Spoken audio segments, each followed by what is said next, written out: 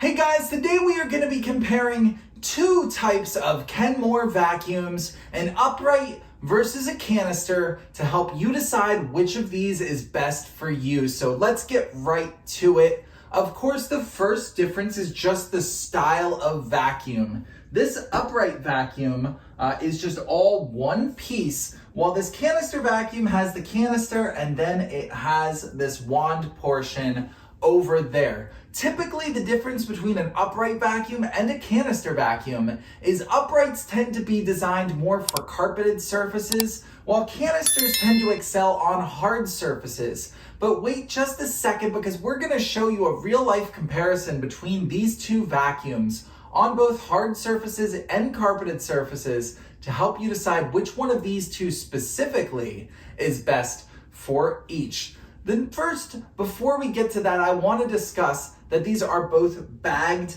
vacuums. You can see the bag is located right here in the canister vacuum, and then the bag is located right here in the upright vacuum.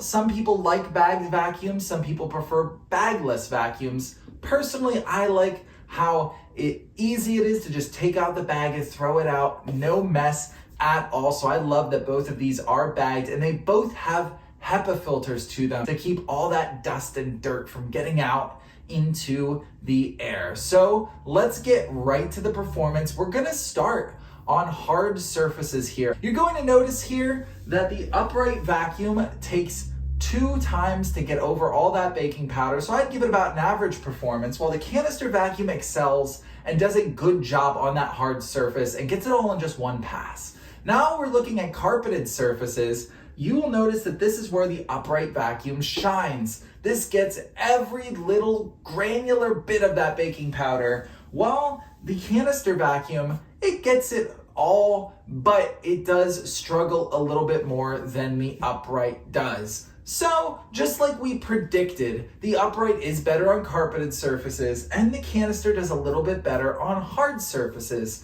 So the first way to decide which of these might be best for you is which surface do you have more of in your house.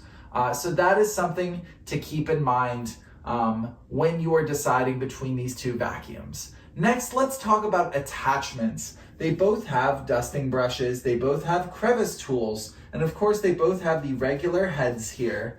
The difference is this canister vacuum does have the hard surfaces tool here that you've seen in the video, versus the upright vacuum has what's called their pet handymate on the back. And this is essentially a miniaturized version of the regular carpet attachment, and you'll see it will kick up all that pet hair, all that dust and dirt out of it. This is great for stairs or upholstery, things of that nature, and I really like this attachment. So these are the two unique attachments. Which one are you going to use more? That might help you decide which of these vacuums you should choose. Finally, let's talk about portability and ease of use. They both give you about the same attachment reach. You get a 10-foot attachment reach over here and a 9-foot attachment reach over there, and that just means how high can you get to dust, maybe up on your ceilings or other hard to reach places. They both give you a pretty good reach of either 9 feet or 10 feet. Let's talk about cord length too, because that's important. You don't always want to be unplugging and plugging your vacuum in as you move from room to room. This gives you 40 feet of cord length, and you can see it's all wrapped around the back here.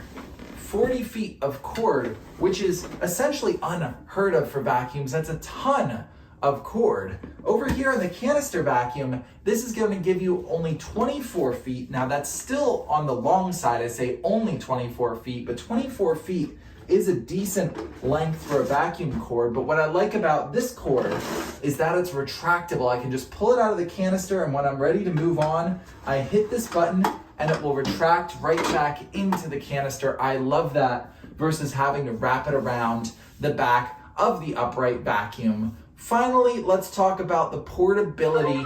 These are both a little on the heavier side. They're both 20 pounds roughly. This one feels a little bit lighter because that 20 pounds is divided between the canister and the carpet attachment and the wand, and you're probably carrying one in each hand, so it feels a little lighter, even though it's the same weight as the 20 pounds for this Kenmore Elite upright where you are probably carrying this with two hands. So if you're looking for something lightweight and portable, neither one of these might be right for you, but with a little more weight comes a little more performance. And I do think both of these vacuums are really, really good performers and worth your consideration. It just comes down to which style and which floor surface you're going to be vacuuming most on.